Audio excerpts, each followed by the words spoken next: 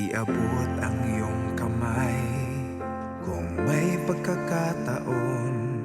Kung tulong-tulong tayo, lahat makaaahon. Di ka nag-iisa kay Ninong, lagi kang may kasama. Kapit bisig lamang panalo ka.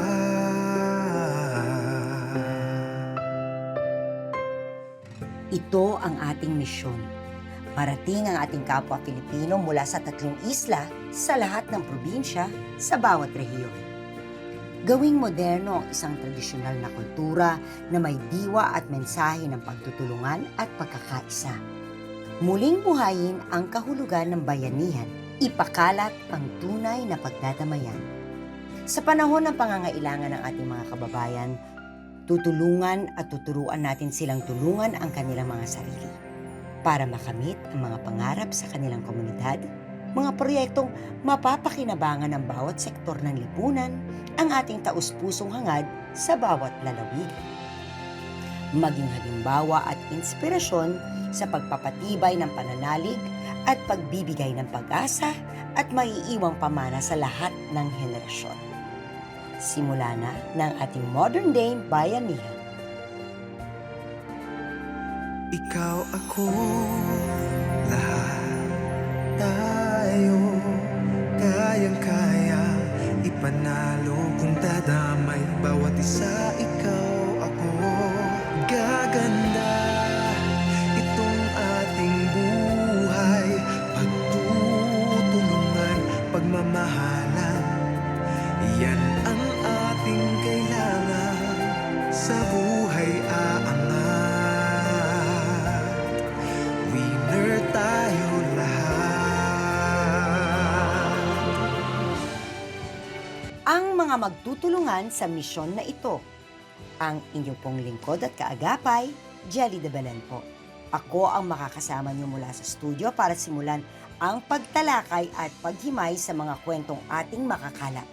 Sherilyn Reyes Tan. Pero sa gitna ng magagandang tanawin na ito, meron tayong mga kababayan na nagsastruggle para maitawid ang kanilang pang-araw-araw na buhay. Patricia Tumulak. Nakakalungkot dahil nakakaranas pa rin ng problema sa kabuhayan ang ilan nating mga kababayan dito. Sila naman ang iikot sa bawat probinsya ng Luzon, Visayas at Mindanao upang kamustahin at damayan ang ating kapwa Filipino. Sasamahan din tayo ng mga eksperto na magbabahagi ng kanilang kaalaman sa bawat issue. At si Manoy Wilbert T. Lee, siya ang mangunguna sa ating panel of experts sa desisyon upang resolbahin at aksyonan ang mga problema at pagsubok ng ating mga kababayan. Nakaka-overwhelm. Ito yung gusto natin. Tulungan natin sila. Nakakagawa tayo ng difference sa buhay ng mga tao. Good morning mga kapuso! Good morning Manoy! Good morning, Jelly! Good morning, mga kapuso. Ngayong linggo, tuloy ang ating pagbabalik tanaw sa mga nakaraang kwento natin ng modern day bayanihan. Sa Bustos, Bulacan, nakilala natin sa nakaraang episode ang mga naulilang kabataan sa bahay at yaman ni San Martin de Porres. Ang mga future farmers na tinulungan nating mas mahasa pa ang kaalaman sa pagsasaka. Narito ang kanilang kwento.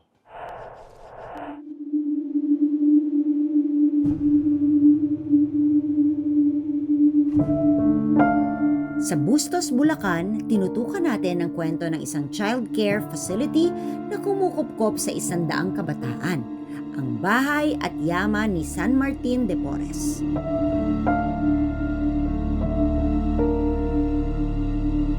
Iniwan daw po kami ng magulang namin sa gitna ng bukid.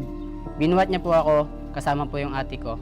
2 araw po siya naglalakad na pasan-pasan ako ng kuya ko. Wala pa po kaming kain ng tubig lang po. Sabi ng kuya ko, may nakita siya isang pamilya. Tapos, nagmakaawa daw po siya doon na kunin po ako para makasurvive. Pagkakuha po sa akin, kinuha din po sila ng iba pang pamilya. Kaso hindi po ganun ka yaman, kaya pinunta rin po sila dito. Napunta po ako dito 2015. Naulila sa mga magulang. Yung nanay ko po, amatay na, at yung tatay ko po, at hindi ko rin po siya alam kung nasaan.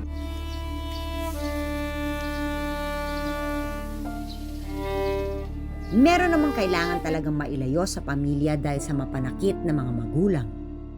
Lagi na lang po nag-aaway yung nanay-tatay ko. Tapos nadadamay po kami sa galit na namumuo po sa loob ng bahay namin. Napapansin ng nanay ko na hindi kami nararapat sa ganong buhay. Kahit masakit sa kanya, kahit mahirap, kailangan niya kaming ilayo para matamasa namin yung magandang buhay. Sa tulong ng San Martin de Porres, nagkaroon sila ng tahanan na nag-aaruga at porsigidong gumagabay para masiguro ang kanilang magandang kinabukasan. Ang layunin po natin dito ay matulungan po yung mga bata na maibalik yung, ma-restore natin yung social functioning po ng mga bata natin. Matulungan po sila na makapag-aral, mahubog po sa mga gagandang asal, then mailapit natin sa ating Panginoon. Hanggang kailan sila pwede magstay dito? Ang sa ngayon po ang ating mga bata ay inaalad po natin mag-stay dito ng hanggang 18 years old. Then nakikipag-partner po tayo sa mga ahensya kung saan nagbibigay po ng mga vocational training. Nagbibigay po tayo dito ng mga training. Halimbawa po yung mga sa electronics. Okay. Then yung sa baking, food processing. Then yung mga bata pa sa mga instruments din po, tinuturuan din po natin sila, no?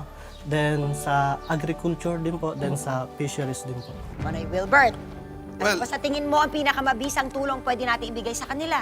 Well, Jelly, no, para sa ating mga short-term solution sa kanila, para sila ay matulungan agad natin, no, pagkakalooban natin sila ng mga school supplies, mga farming materials at equipment na magagamit nila sa kanilang pagsasanay o sa kanilang training. Yes! And of course, ang ating pong long-term solutions dito, talagang kailangan nating ihanda itong ating mga kabataan dito, itong mga nandito, na pagdating ng panahon, pag nasa edad na sila at aalis na sila sa child caring facilities, ay nakahanda sila. No?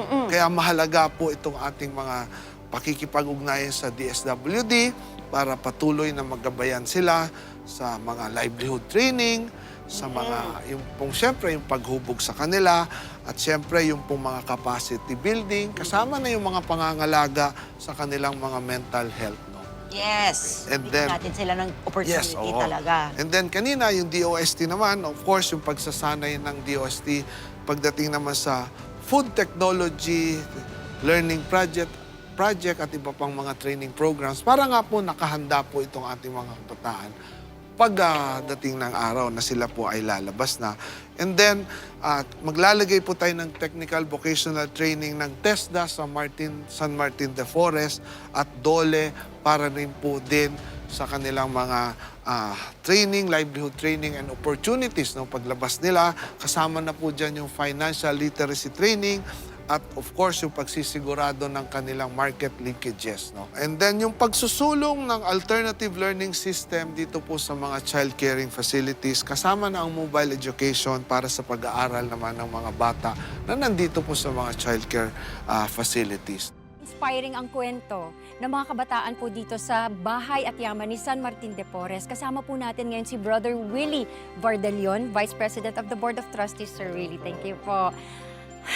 Pinatunayan nyo na walang hadlang para sa isang taong nagsusumikap at nangangarap. At dahil po dyan gusto namin magtagumpay kayo sa inyong mga pangarap, susuportahan namin ang inyong mga skill-based trainings, lalo-lalo na sa agriculture and gardening. Kaya eto na, tanggapin nyo po ang munting handog mula sa si Manoy ang ninong ko, ang mga farming materials,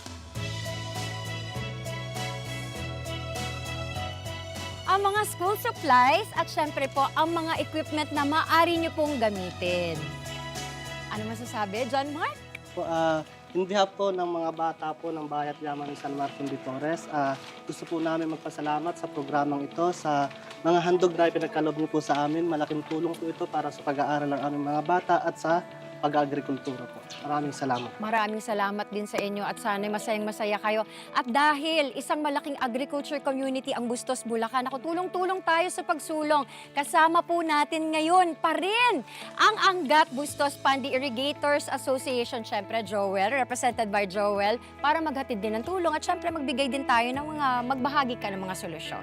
Sa ngalan po ng Ambuspa Irrigators Association, kami po ay amin pong nais ibahagi ang natanggap po naming mula sa si Manoy, ang ninong ko, Yes. na harvester. Ito po ay aming sinishare sa mga bata dito sa bahay at yaman ni San Martin de Porres. Ayan. At syempre mag-a-assist din po kayo kung kailangan nila ng assistance. Di po ba Yung magbibigay? assistant po sa training ay amin pong sasagutin para po ma-train sila, yung mga bata, sa pag-ooperate po ng harvest. Yes. Thank you so much, Brother Willie. Ano pong masasabi niyo? Unang-una po, salamat sa Diyos. Kayo ipaniwala namin isugo niya upang ang buhay na mahalagang galing sa Kanya ay maitaguyod, mapaunlad pa. At salamat sa programang si Manoy, ang ninong ko, na sa amin ding paniwala ay gawa ng Diyos. Salamat sa Anbuspa na magiging katuwang din namin sa pagtataguyod ng pagpapaganda ng buhay ng mga batang ito at ng kanyang pamilya. At maraming salamat din po sa oportunidad na ang si Manoy, ang ninong ko po, ay makatulong sa inyo. Maraming salamat po. Hay, naway mapanatiling buhay ang ating agrikultura dito sa Bulacan sa pamamagitan ng modern bayanihan. Ika nga, di ba, pay it forward, yun ang kanilang sinasabi. At syempre, saludo po kami sa mga magsasaka ng Anbuspa Irrigators Association at sana'y maging matagumpay din ang mga kabataan mula dito sa bahay at yaman ni San Martin de Porres. Congratulations po at maraming salamat. Good luck din sa mga kabataan natin at good luck din po sa inyo. At bilang pagsuporta sa napakaganda at makabuluhang advokasya na ito, nagkaloob ang si Manoy, ang ninong ko, ng mga handog para mapabuti pa ng mga bata ang kanilang pag-aaral at pagsasanay.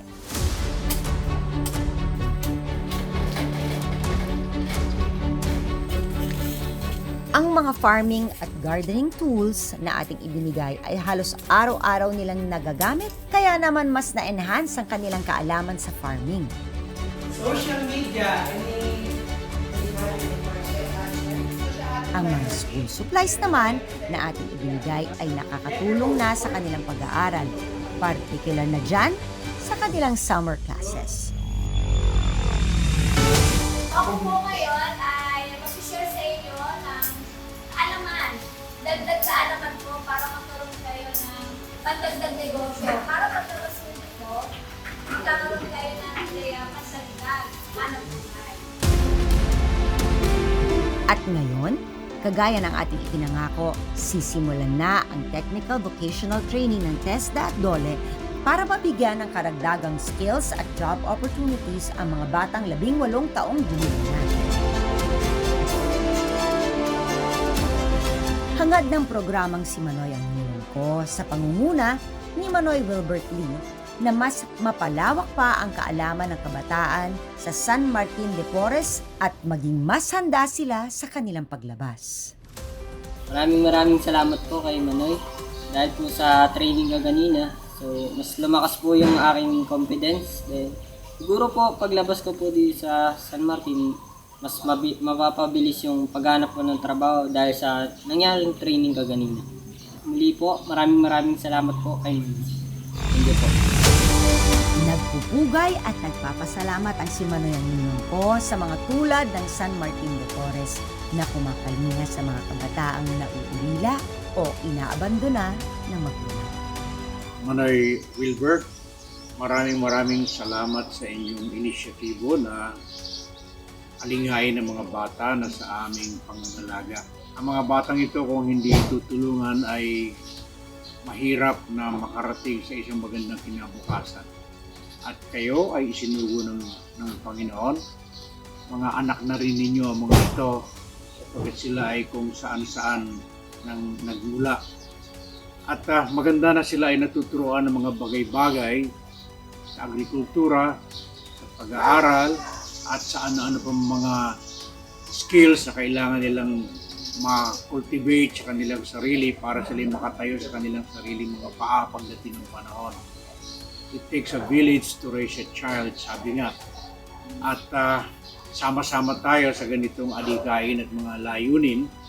At nawa ay sila ang maging napakagandang gantimpala sa ating mga puso na nakita natin sila ay nabago sa ating pagtutulungan. Pagpalain kayo ng Diyos at ang inyong mga kasama at naway yumabong pa ang ating mga ganitong advokasya sa mga mahihirap, lalo sa mga bata. God bless. Dasal natin na sa patuloy nating pagbabayanihan, dumami pa ang mga pasilidad na tulad ng San Martin de Porres na kumukupkop at gumagabay sa mga kabataan para sila ay maging job ready at life ready.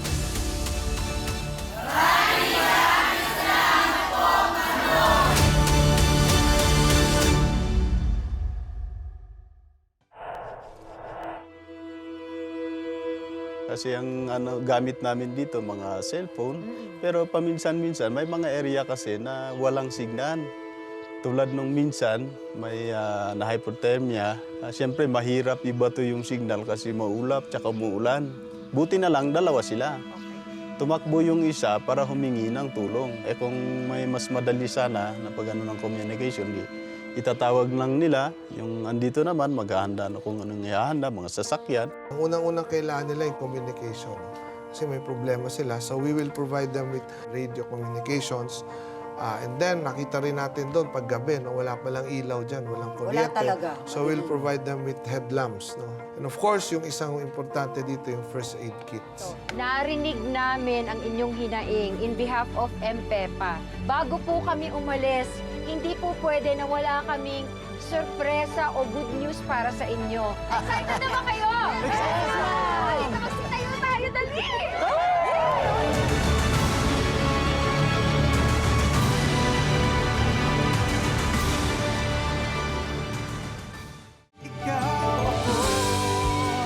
Kaya ipanalo, winner tayo lahat.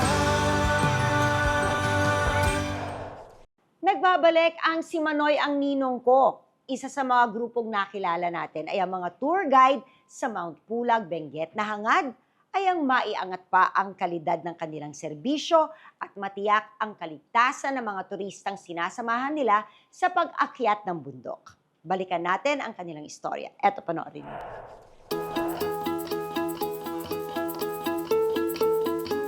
Dinayo natin ang ikatlong pinakamataas na bundok sa Pilipinas, ang Mount Pulag. Para alamin ang mga suliranin ng mga tour guides at porters doon. World famous ang Mount Pulag dahil sa malaparaiso nitong ganda. Kaya naman dinarayo ito ng mga local and foreign tourists. Nakakapagbigay ito ng hanapbuhay sa mga kababayan natin sa Benguet bilang tour guides and porters.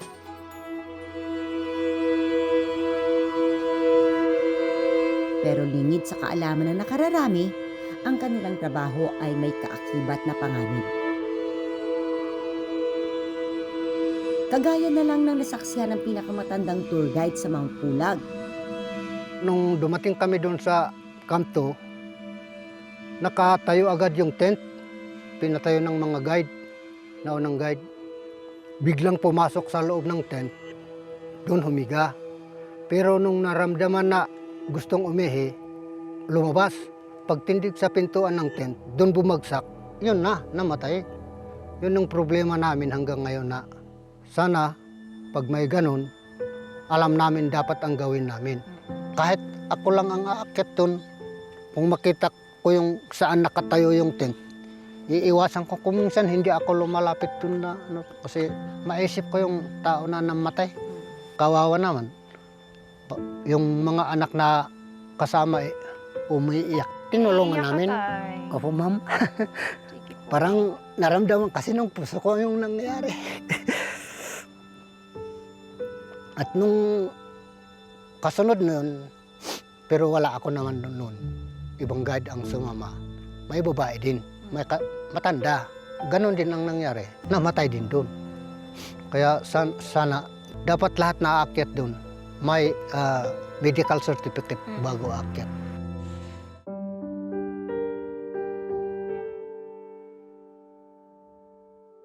Kabisado ng mga tour guides ang pasikot-sikot sa Mount Pulag pero wala silang kaalaman at kagamitan para makaresponde sa medical emergencies, kagaya nito. Hindi Hindi rin sila makahingi ng saklolo agad mula sa headquarters dahil maging komunikasyon ay problema nila.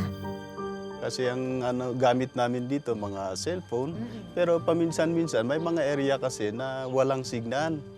Tulad nung minsan, may na hypothermia, siyempre mahirap ibato yung signal kasi maulap tsaka umuulan. Buti na lang, dalawa sila. Tumakbo yung isa para humingi ng tulong. Kung may mas madali sana na pag ng communication, itatawag lang nila. Yung andito naman, maghahanda na kung anong ihahanda, mga sasakyan. At pagsapit ng gabi, dagdag sa pasanin ng mga tour guides at porters ang dilim. Dahil limitado lamang ang mga flashlights na meron sila. At dahil sa kanilang araw-araw na pagbubwis buhay, hindi lamang para sa kanilang pamilya, maging para mas sumigla ang turismo sa ating bansa, nagpaabot ng munting handog ang Simanoy Angin. Sila ay tayo in short term, no? Kasi nakita natin para sa safety, kapakanan ng mga guides, pati mga visitor doon. Pati porters. Porters na pupunta. Ang unang-unang kailangan nila yung communication. Kasi may problema sila. So we will provide them with radio communications. And then, nakita rin natin doon pag gabi, no? Wala palang ilaw dyan, walang kuryente. Wala talaga. So we'll provide them with headlamps. No? And of course, yung isang importante dito, yung first aid kits. No? For our long term, ito na naman tayo. No? Pakialamera na naman tayo. No? Pinakauna, gusto ko dito magkaroon ng whole of government approach. No? Magpapatawag tayo ng pagpupulong, no? DOT, LGU, DNR. Kasi ang isang problema yung communication, no? Kailangan yung DICT, no, makapaglatag ng plano na ano ba talaga, kailan nyo ba talaga ito, may isasama nyo ba ito sa pondo, sa popondohan. Lalo na nakikita natin ang dami ng umaakit diyan, 'di ba? And of course DOH. Para sa akin yung isang ganitong tourist attraction, no, dapat hindi natin siya talagang fully i-promote hanggang hindi natin nasisigurado na pag merong nangyari diyan, alam natin anong plano. Even DILG, siguro we have to coordinate with them. No? And all the other agencies, no, pag-aaralan natin ito kung paano natin ito magagawa. And we will also coordinate with Red Cross if they can train and maybe provide the standby personnel sa mga ganitong tourist attraction. No? Dapat meron talagang, shall I call it, professional rescue workers. No? Parang sa mga swimming pool, sa mga public beaches, may lifeguard. No? Correct. Dito naman sa mga ganitong puntahan, ano ba ang dapat? No?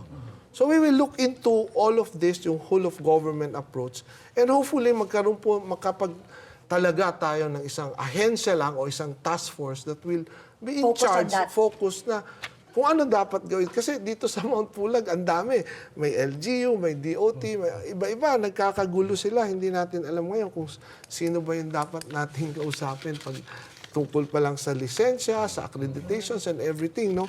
So, not to mention yung mga accommodation, yung mga madami talagang sanitation, yung CR, yung everything, no? Ang daming area. So, yung daan papunta, papunta and everything. No? So, kailangan natin gawin po yan. Yan yung nakikita nating long-term solution. Nandiyan na naman, pakialamera na naman tayo.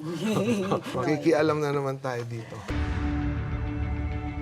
Mahalaga ang bawat isa sa inyo sa pagsiguro na masaya, ligtas at very inspired ang lahat ng mga bisitang walang kapagurang umaakyat dito. Narinig namin ang inyong hinaing in behalf of MPEPA. Bago po kami umalis, hindi po pwede na wala kaming sorpresa o good news para sa inyo. Excited na ba kayo?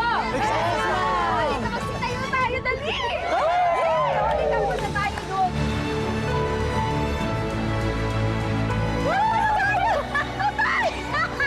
Oh my God, ano kaya yan? Nandito po sa inyong harapan ang mga solusyon sa inyong mga pangangailangan. Nandito po ang 30 na walkie-talkie! Paparehistro natin yan sa ETC para magamit na. 42 na headlamp! 100 na first aid kit! Maraming salamat po kasi yung hinihiling namin, dala-dalayo pala. Kay si Manoy ang ninong ko, salamat po ng marami. Oh, ano pa? E di, inspeksyonin nyo na yung mga regalo nyo. Dali!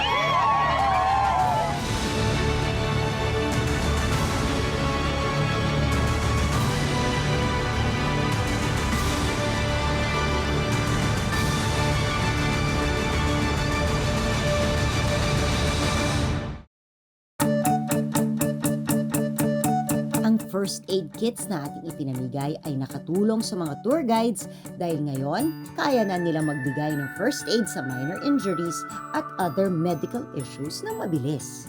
Maraming salamat sa medicine kit na to na bigay ni Kuya Manoy kasi nakakatulong sa amin to sa aming pag-guide. Ito yung ginagamit namin kaya maraming salamat sa medicine kit na ito kasi hindi lang sa aming pag-guide yung paggamit namin nito pero para sa pamilya din namin. Hindi na rin sila namomroblema kapag inabutan sila ng dilim sa trail dahil sa mga ibinigay nating headlamps. Nagagamit na po ng mga tour guides, lalo na yung mga walang pambili ng headlamp, sa kanila na namin binigay para at least makakatulong kasi madaling araw sila nagsisimulang magto-tour guide. Kaya nagagamit talaga ito. Mabuhay po! Thank you po Manoy sa binigay mo ng spotlight namin kasi nagagamit namin to sa pag-guide namin sa bundok. Salamat po kasi may ilaw kami kapag aakyat kami sa Mount Pulag. Thank you sa binigay mong spot na to. Thank you, thank you. At ang radios naman na ating ibinigay ay naging sagot sa pinakamalaking suliranin ng mga tour guides at porters doon. Dahil ngayon, maayos na ang komunikasyon.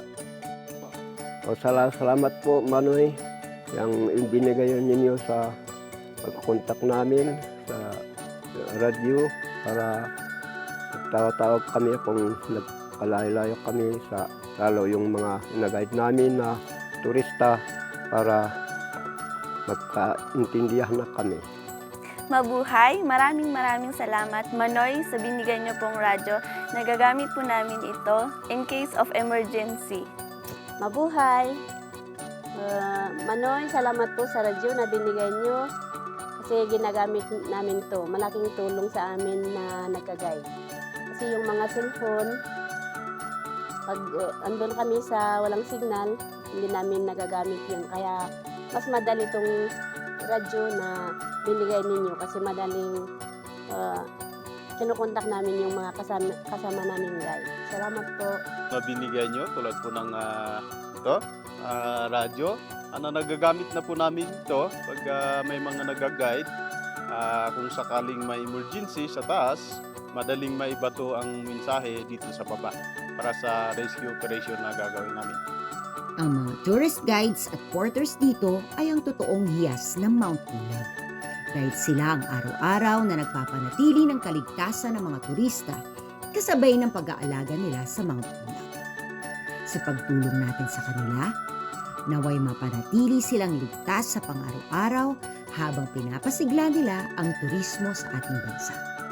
Saludo po ang si Manoy, ang ninong ko sa inyong lahat.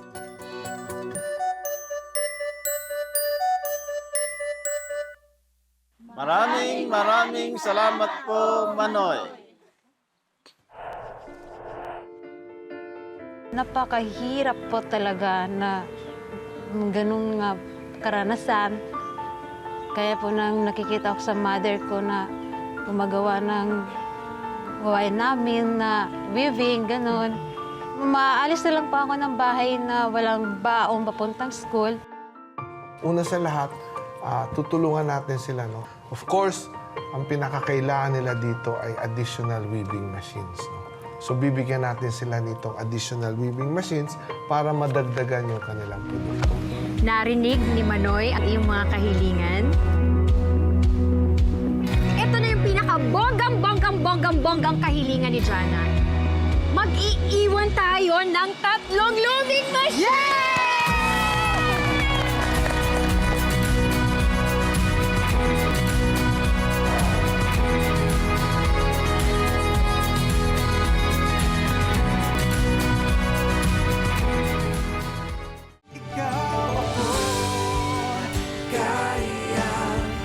ipanalo, winner tayo lahat.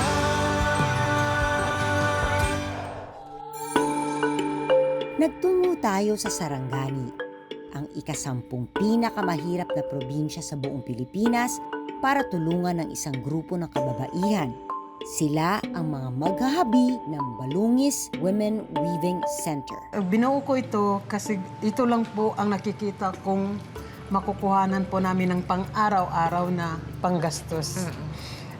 Pangalawa, gusto ko rin na hindi mawala sa amin yung tradisyon namin. Pangatlo, yung kultura din namin. Ang kanilang mga produkto, dekalidad at world-class ang disenyo. Kaya umabot na ito sa iba't ibang dako ng mundo. Mga products ko po nakarating-rating na sa Alaska, sa London. Pero habang tumatagal, paliit ng paliit ang kita nila. At lalo pa silang nahirapan nang tamaan ng Sarangani ng isang malakas na lindol. Sa sobrang hirap ng dinanas po ng association. So ngayon, unti-unti pong babawi. Kahit na nalulugi po kami, basta nasa isip ko, go lang ako. Kasi nakasalalay po yung kinabukasan ng mga anak namin at saka yung mga members po namin. Dito po sila kumukuha ng pangkabuhayan araw-araw. Dahil sa paghina ng benta ng kanilang mga produkto, hindi lamang hanap buhay nila ang naapektuhan, maging ang estado ng kanilang pamilya. Ang pag-aaral ng kanilang mga anak ay naapektuhan na rin. Napakahirap po talaga na ganun nga karanasan. Kaya po nang nakikita ko sa mother ko na gumagawa ng gawain namin na weaving, ganun. Sobrang hirap po talaga. Maalis na lang po ako ng bahay na walang baon papuntang school. Ang iba sa kanila, problema din ang pantustos para sa kanilang pagkain. Yung ulam namin, naging asin at tubig na lang kasi lindol, wala kaming mapagkukunan ng panganap buhay. Tapos dyan lang po kami nagtatrabaho sa paving center pa wala namang order. Yun po, stop naman po. Yung kinikita ko dyan sa pag-wave namin, kulang na kulang po talaga. Hindi po sapat yung ganyang trabaho ko. Kasi may 2 akong anak, tas nag-aaral.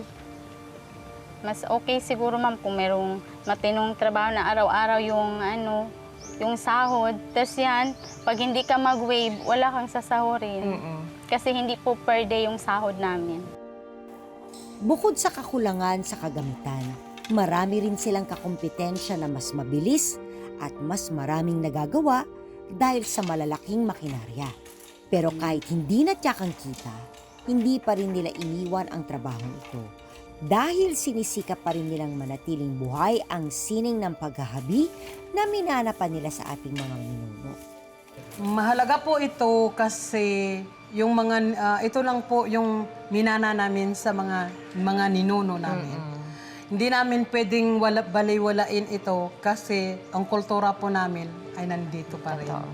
Kaya para bigyan ng suporta ang mga manghahabi ng Balungis Women Weaving Center, nagkaloob ang si Manoy ang ninong ko sa pangunguna ni Manoy Wilbert Lee ng mga handog para tulungan makabangon ng kanilang kabuhayan. So yung ating short term para sa kanila, una sa lahat, tutulungan natin sila. No? At tingnan natin kung paano tayo makapag-ugnayan dun po sa DOST, Philippine Textile Research Institute o iba pang ahensya na pwede mag-offer ng mga bagong trainings, no? Or estratehiya or strategy, innovation sa paglikha ng kanilang produkto. Of course, ang pinakakailangan nila dito ay additional weaving machines. No? So bibigyan natin sila nitong additional weaving machines para madagdagan yung kanilang produkto. Tulungan natin sila dito kung saan nila pwedeng maibenta o dalhin yung kanilang mga ginawa, no? Yung kanilang mga produkto, likha sa labas man o loob ng Pilipinas. No?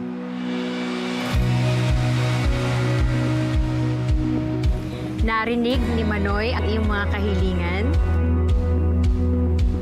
Ito na yung pinaka-bonggang kahilingan ni Jana. Mag-iiwan tayo ng 3 looming machine!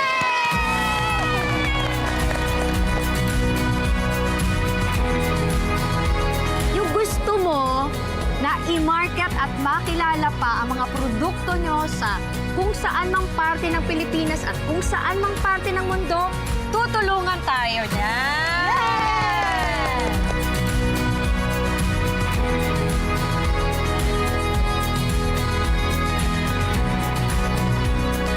Mas maraming bibili, mas dadami ang kita natin. Tama? Yay! Masaya ba lahat? Yay! Congratulations sa inyong lahat! Makalipas ang 2 buwan, binalikan natin sila at kinamusta ang mga kababaihan ng Balungis Women's Weaving Center. Sinalubong nila tayo ng mga ngiti at masayang pagbati. Ang 3 weaving machines na ating ibinigay ay nakatulong sa kanilang produksyon. Ngayon, nakakagawa na sila ng mas marami at dekalidad na produkto ng mas mabilis. Kung noon, kaunting mga order lang ang kaya nilang tanggapin, ngayon, tumatanggap na sila ng bulto o maramihang orders. Hello, Manuel Bertley. Welcome back po sa Balungis Weaving Center. Ipapakita ko po sa inyo yung weaving machine na iniwan nyo sa amin. Ito po yung unang looms na ibinigay nyo. Maraming salamat po. Tas may 2 pang loom na parating. Nadagdagan po yung mga production po namin. Kinikita namin dati is 7,000. Ngayon is umabot na po ng 124,000. Yung mga weavers ko ay sumasahod na po ng 20,000 a month. Estado po ng pamumuhay ng mga membro ko ay unti-unti na po silang umaahon sa kahirapan. Hindi lang po sila, pati kami. Manoy, dito po kami sa displayhan ng mga finished products po namin. Dati po, pira-piraso lang po yung order namin. Tapos ngayon, may bultuhan na po kami orders. Magmula nang tinulungan nyo kami, napalabas po yung mga storya namin sa TV. Doon po dumagsa ang maraming orders sa amin. Salamat po, Manuel Bertley. At dahil sa karagdagang mga makina, natuturuan na rin nila regularly ang mga kabataang nais matutong maghabi. Magkalilini kami kay numanan, tanunan nami para adan bo mga wata, nga tuluan nami para natawan nami, ingay nami sa kanilan para sa tumundog henerasyon sila andaman na mga weavers nami. Masaya po ako dahil natuto po akong mag-hobby at nakakatulong din po ito sa pag-aaral ko at sa aking pamilya. Tuwing Saturday and Sunday lang po ako nagtatrabaho dito at kumikita po ako ng 8K a month. Sisiguraduhin ko pong ipapasa ko ito sa susunod na henerasyon upang hindi po mawala ang tradisyon na ito. At gaya ng ipinangako ni Manoy Wilbert Lee, tutulungan natin sila magkaroon ng karagdagang training sa tulong ng Department of Science and Technology, Philippine Textile Research Institute. Layunin natin na makatulong sa pagsasaayos ng kanilang operasyon at masiguro ang quality control ng kanilang mga produkto. At ang good news, matapos maipagkaloob ang mga handog ng programang Si Manoy ang Ninong Ko, magkakaroon po kami ng lisensya, magtuturo po kami sa iba't ibang lugar ng bansa, hindi lang po dito sa Sarangani. Dagdag kita po ito sa amin. Maraming salamat. Ang pangako ng mga kababaihan ng Balungis Women Weaving Center. Pangako po namin, alagaan po namin ang mga makina na ibinigay po ninyo.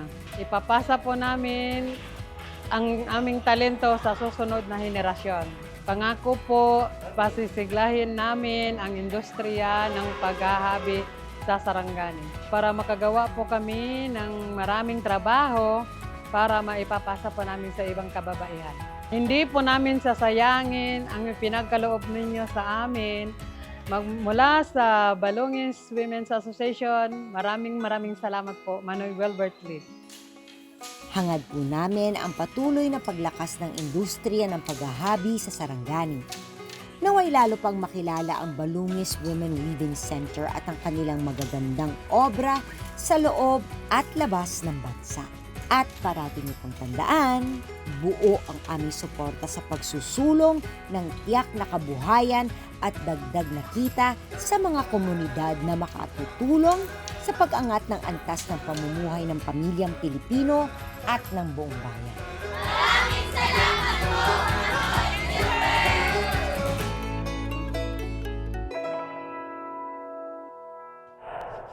Ang mga anak ko gumagawa sa gabi para pambaon kinabukasan.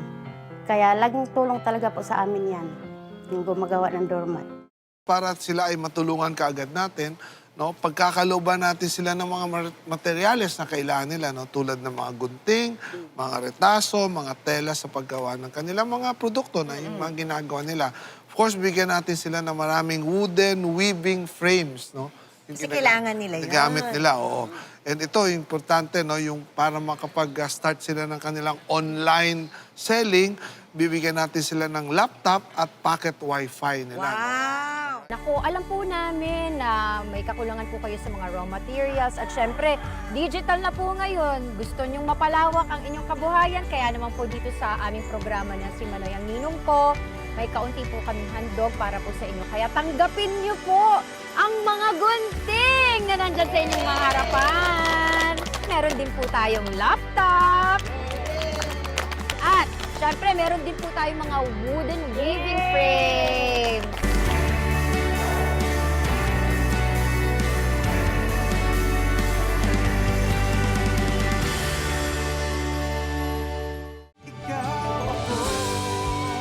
Kaya ipanalo, winner tayo lahat. Natatandaan niyo po ba ang mga doormat weavers ng Taytay na ipinakilala natin dito sa Si Manoy ang Ninong Ko? Well, kamustahin natin sila at ang pangunahing kabuhayan nila ng paggawa ng basahan matapos natin silang i-link sa mga training programs. Eto. Kasama sa mga tinutukan natin ang kahangahangang kwento ng isang grupo ng kababaihan sa Barangay Dolores, Taytay, Rizal. Bukid dito nung araw, tapos wala talaga kaming alam na pagkukunan ng ikabubuhay. Nung una nga po, naglalabada lang po ako. 5 po ang anak ko, tapos may 4 pa rin po akong adopted, kaya bali siyam po yung kinakalinga ko nun. Hanggang sa mga itinatapon na tira-tirang tela mula sa malalaking pabrika ay naisipan nilang pagkakitaan. Yung chairman po namin dito nung panahon na yun, may mga pabrika po kasi dito nagtatapon ng mga scrap na ganyan. Sabi sa amin, ipunin ninyo yan dahil tuturuan namin kayo kung paano gumawa ng basahan. Kinarir ko na po yung paggawa ng basahan na itinuturo ng chairman namin para makadagdag doon sa income ng asawa ko. Sa awa naman ng Diyos, may mga anak naman ako yung isa kong anak, computer programming. Ayos naman yung mga buhay na nila. So wala na sa akin yung pangamba kasi yun lang naman struggle ko kung paano ko mapag-aral. So ngayon masaya na po kayo at very proud sa mga anak. Madalas kapusin sa pang-araw-araw ang mga pamilya dito. Kaya para magkaroon ng dagdag na kita, nag-aral gumawa ng basahan ang mga nanay rito. Natuto po kami ng gumawa ng basahan dahil lang po sa mga kapitbahay namin kasi mas nauna po silang gumawa kaysa sa amin. Pagdating namin dito, gumagawa na talaga sila. Kaya na lang po yung panonood sa kanila hanggang natuto rin po kami. Ang basurang retaso para sa iba ay itinuturing na kabuhayan ng mga nanay rito. Dahil sa paggawa ng basahan, ay naitatawid nila ang kanilang pang-araw-araw na pangangailangan. Laking tulong po sa amin yan, ma'am. Lalong-lalo na sa mga nag-aaral kong mga anak. High school po sila 4. Tapos construction lang po yung trabaho ng asawa ko. Kulang po talaga sa amin yun.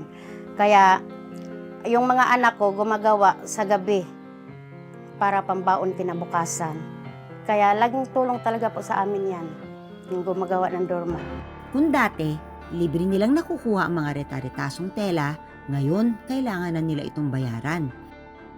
Dahil kulang ang budget pambili ng materyales, hindi rin sila regular na nakakagawa ng basahan. Sa amin po talagang samahan dito sa kababaihan, ma'am. Ang suliranin namin yung pondo namin. Kasi maliit pa yung pondo namin. Pangarap ko po sa samahan namin na sana lalago pa kami, aangat po kami pare-pareho.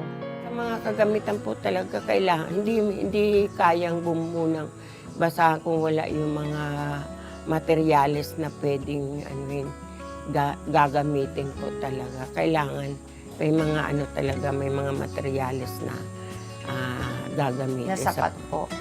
Sa Kasi pagbabasa. dati, napag-usapan po natin, Aling Norma, sabi nyo dati, binibigay, parang itinatapon lang nila, binibigay lang, ngayon binabayaran nyo na po yung scrap materials. Gano'n po kahalaga sa inyo na naiibahagi nyo po yung kaalaman nyo sa paggawa ng basa? Ang gusto ko lang, matuto lang sila nung pagbabasahan. Ano po bang inspirasyon nyo? Wala, gusto ko lang talaga dito sa kaya nga nung una, yung sinabi nga nung anak ko na, Mama, dito ka mo, punta ka dito, sabi sa akin. Nalungkot ako kasi yung hanap buhay ko, maiiwan ko. Saka naramdaman ko yung blessing ni God na blinis na ako dito. Ngayon ko lang nararamdaman tapos iiwanan ko pa. Para masolusyonan ang kanilang problema, nagkaloob ang si Manoy ang ninong ko ng mga handog para maipagpatuloy nila ang paggawa ng mga basahan at mas lumago pa ang kanilang kabuhayan. Manoy Wilbert, ano ba ang pwede nating itulong sa kanila? Para sa ating short-term solutions, para sila ay matulungan kaagad natin, no? Pagkakalooban natin sila ng mga materyales na kailangan nila, no? Tulad ng mga gunting, mga retaso, mga tela sa paggawa ng kanilang mga produkto na yung mga ginagawa nila. Of course, bigyan natin sila ng maraming wooden weaving frames, no? Kasi kailangan nila yun. Gamit nila, oo. And ito, importante, no? Yung para makapag-start sila ng kanilang online selling, bibigyan natin sila ng laptop at pocket wifi nila. Wow!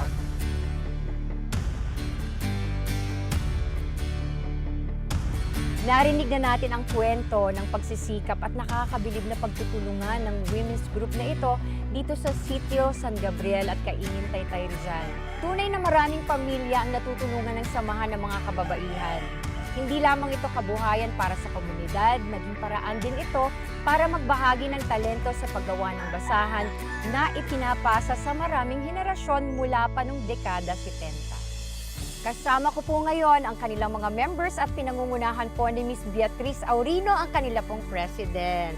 Ayan, naku, alam po namin na may kakulangan po kayo sa mga raw materials at syempre, digital na po ngayon. Gusto nyong mapalawak ang inyong kabuhayan, kaya naman po dito sa aming programa na si Manoy ang ninong ko, may kaunti po kaming handog para po sa inyo. Kaya tanggapin nyo po ang mga gunting na nandyan sa inyong mga harapan. Yes. At syempre, meron din po tayong laptop. Syempre, kung may laptop tayo, meron tayong pocket wifi. Ayan. At syempre, meron din po tayong mga wooden weaving frames. And syempre, hindi po mawawala. Ito na po talaga. Mga retaso! Yay! Sana po masayang-masaya kayo. Sige po, ano pong masasabi natin, Ma'am Beatriz? Maraming salamat po mula kay Manoy Wilbert sa pagbibigay po ng mga regalo dito po sa aming samahan sa San Gabriel. Ito ay malaking tulong po sa amin upang mapalawak ang aming kabuhayan dito sa aming lugar. Maraming salamat. Congratulations! Congratulations po sa inyo. Angan po namin dito sa Manoy ang ninong ko ang inyong tagumpay at pag-unlad. Kaya, abante mga babae! Yay!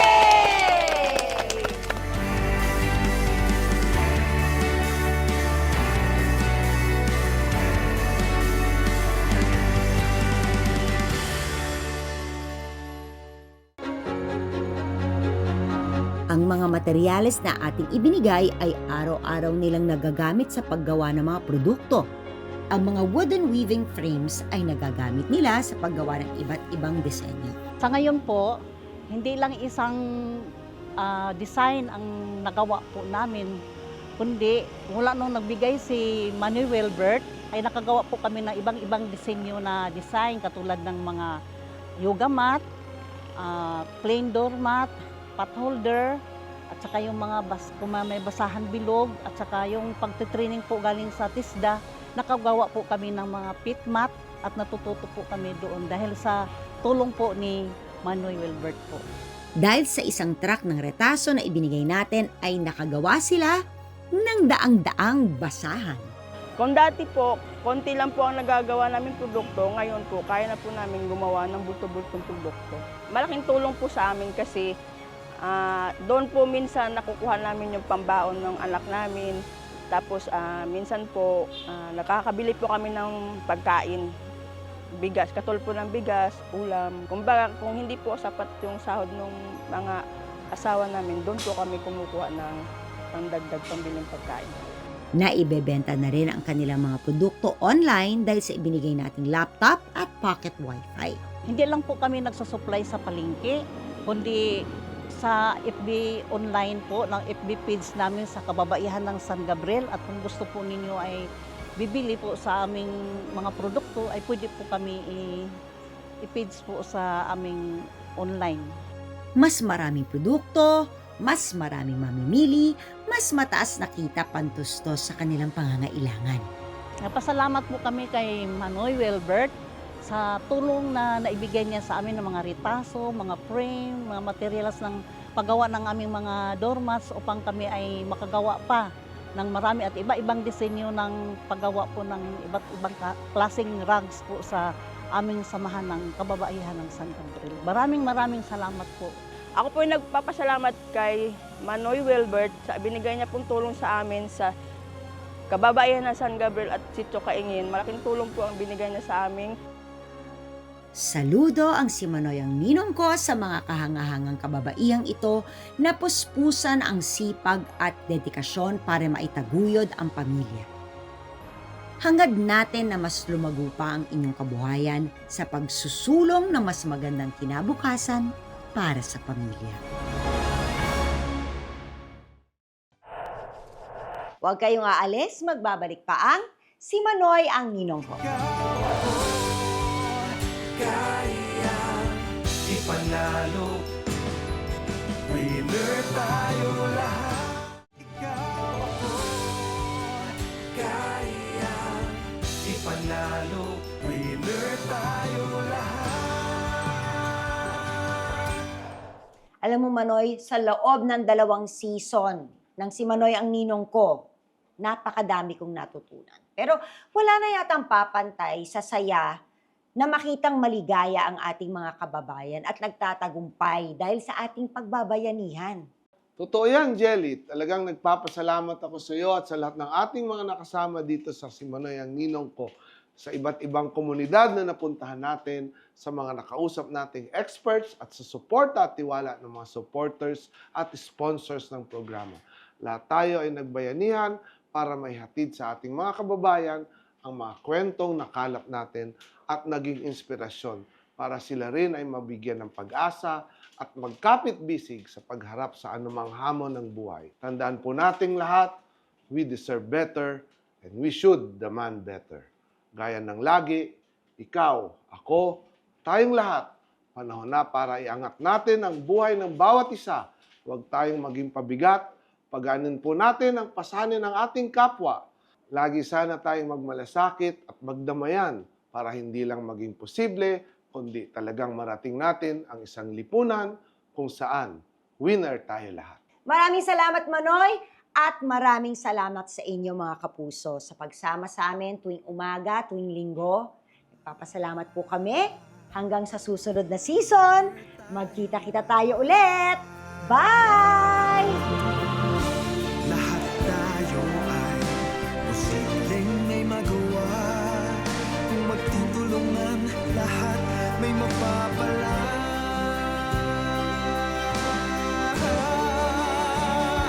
Ikaw ko, lahat tayo kayang-kaya ipanalo kung dadamay bawat isa. Ikaw, ako, gaganda.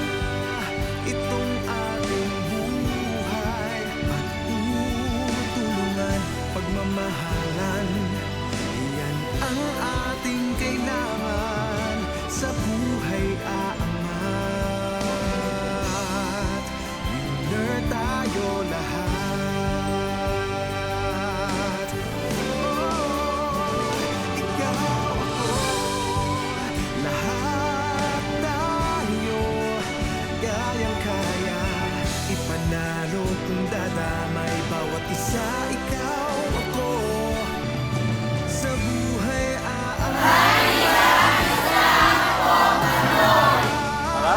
Maraming salamat po, Manoy.